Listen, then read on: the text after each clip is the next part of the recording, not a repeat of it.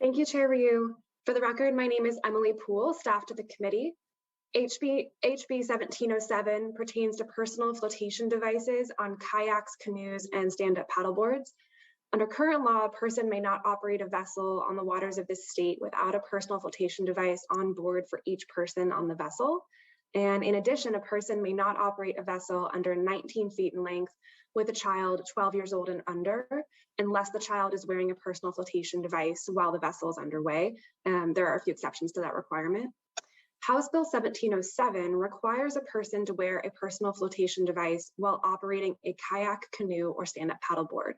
A person is exempt from this requirement if the person is operating a squirt boat, part of certain competitions, or an event organized by a federally recognized tribe under the direct supervision of a coach or a trainer, participating in yoga under specified conditions, on a stand-up paddleboard while wearing a connecting leash and in compliance with federal flotation device requirements, and or a member of a federally recognized tribe.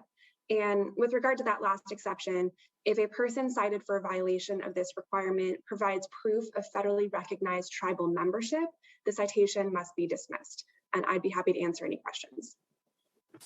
Thank you. Any questions of the staff? Yes, Representative Corey, go ahead, please. Yeah, thank you, Madam Chair. Just curious on the blanket exemption for the tribe. Is that a requirement? I'm just curious where that came from in the bill. Sorry, I don't know if that's a sponsor question or OPR. Emily, do you want me to answer that? I think that pertains more to the why. I think that'd be better. Yes. Yes. So let me go ahead and provide my testimony, and then I can answer that question. My name is Cindy Ryu. I represent the 32nd Legislative District, and I am sponsoring this bill. As you may remember, I've been working on this personal flotation device bill for quite a few years, and I am pleased to offer you this version. As you know, our committee, either under this name or even a previous name, we have listened to different proposals to increase safety on our waters.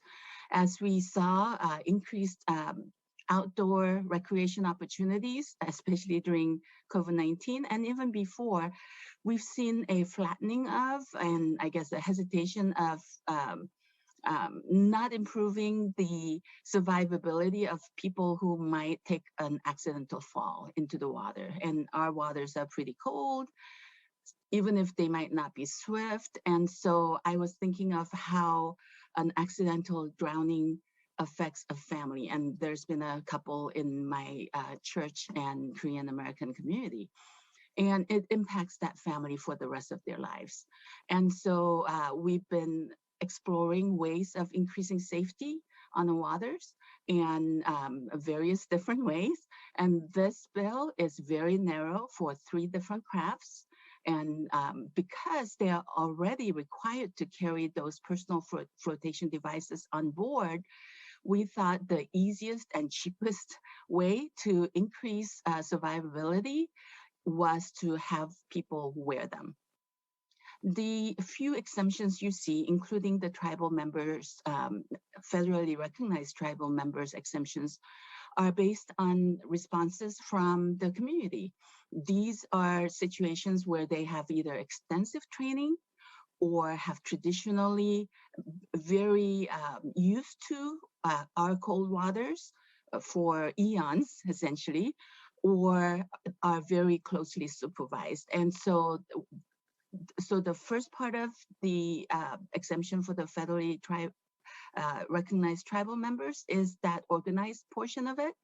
And then the second portion of it, where if they are ticketed, let's say, then we already have a way of having, I guess, violations dismissed through the insurance, driver's insurance, right? As Representative Corey knows, because we wanted to make sure that more people bought liability insurance. And so we actually have a mechanism where they can challenge, even after the fact, by buying liability insurance, that they are doing the right thing, especially once they got that warning or the ticket. And so I thought that was a great mechanism to allow the tribal members that do have a lot more access to the waters and traditional training and activity, unlike many of the other diverse communities that don't, like Korean Americans. The only time I go out on the water nowadays anyway is when my non-Korean American son-in-law takes me out on the water. And so I thought that was a good way of carving out very narrow exemptions. Does that answer your question, Representative Corey? Yes, thank you so much. Any other questions of the prime sponsor or the staff? Representative Jacobson. Hi, so I'm trying to understand this. It says on a stand-up paddleboard wearing a connecting leash, you are exempt, but you have to be in compliance with federal flotation device requirements. I'm thinking of paddleboarding. I mean, I don't wear a flotation device to paddleboard. I'm just wondering about what that means. Yeah, I think testimonies that are coming up probably will address that. What I understand, I've never paddleboard. I've seen people doing it and admire their bravery, that they are required, I believe, to carry some sort of a flotation device. However, I believe as long as they're tethered appropriately to their paddleboard, the board itself can also be some sort of a flotation device, even though they're not wearing it per se. I'm sure there's a lot more technical answer to that. So if you could hold that question in case you don't get the answer, then we'll have staff also look into it.